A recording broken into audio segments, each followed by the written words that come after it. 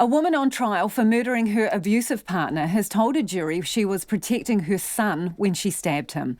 Anne Ruddelle is on trial in the High Court at Auckland, accused of murdering Joseph Ngapera in their Manurewa home in 2018.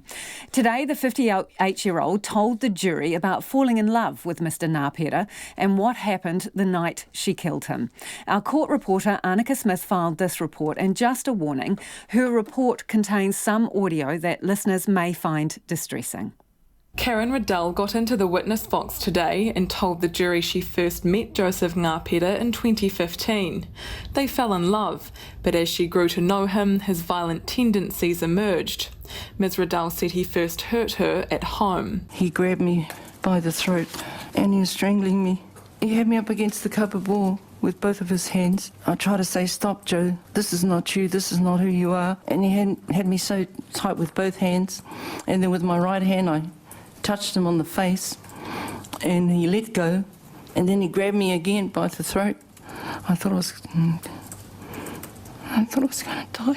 Ms Ruddelle said Mr Ngapera continued to threaten and intimidate her throughout their relationship. He told me that over in Australia that he had murdered someone and he had done 18 years in Long Bay prison, and that there was another time where he had hurt somebody in Queen Street, a homeless man, and that the homeless man had died. She told the jury the couple had been out socialising at a Manurewa bar the night she killed him. They argued after her cousin dropped them home around 3 in the morning. Ms Ruddelle said Mr Ngapera was angry her eldest son was staying at her house. They argued and things escalated. Joseph stood up from his chair and he came towards me. He didn't like what I had said. I know I was going to get a crack from him anyway. Ms Ruddelle said she knew Joseph would hit her. I told him, "Stop, Joe, stop."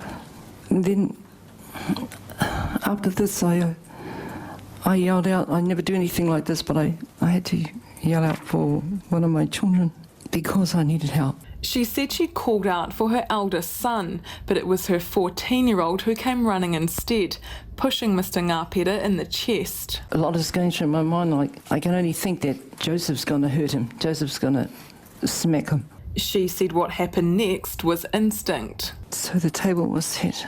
My left hand, I reached over on the table and I grabbed the knife and I put it in my right hand, pushed out of the way with my left arm, and struck Joe twice. Ms Ruddelle told the jury she used the knife with the sole intention of stopping Mr Ngapera from hurting her or her son. It's the Crown's case she intended to kill him, while her defence has argued she was acting in self-defence. The jury has heard the couple were the subject of more than a dozen police call-outs and a protection order over the years. Yesterday, Ms Ruddelle described growing up with domestic violence and alcoholism in the family home. She said this carried on into her adult life, but she felt things were different with Mr Ngapera. He just kind of lifted me up. We had a few things in common, and he kept me uplifted and had a sense of humour. He was a good entertainer, played the guitar, wrote his own songs. And when he wasn't being a terrible person, he was a really good man. Her lawyer, Paul Putty, asked the 58-year-old why she didn't leave him over the violence. I stayed with him because I could see that he needed some help. He just needed some healing, and that I could support him and probably find him resources and places for him to get help. Under cross-examination by Crown Prosecutor Jelena Jelovic, Ms Ruddelle confirmed she wasn't trapped in the relationship. She said she had her own money and place and would have had support from her family had she tried to leave Mr Ngapera. The trial before Justice Palmer and a jury continues. Ātuite ko Timatua ko Anneke Smith aho.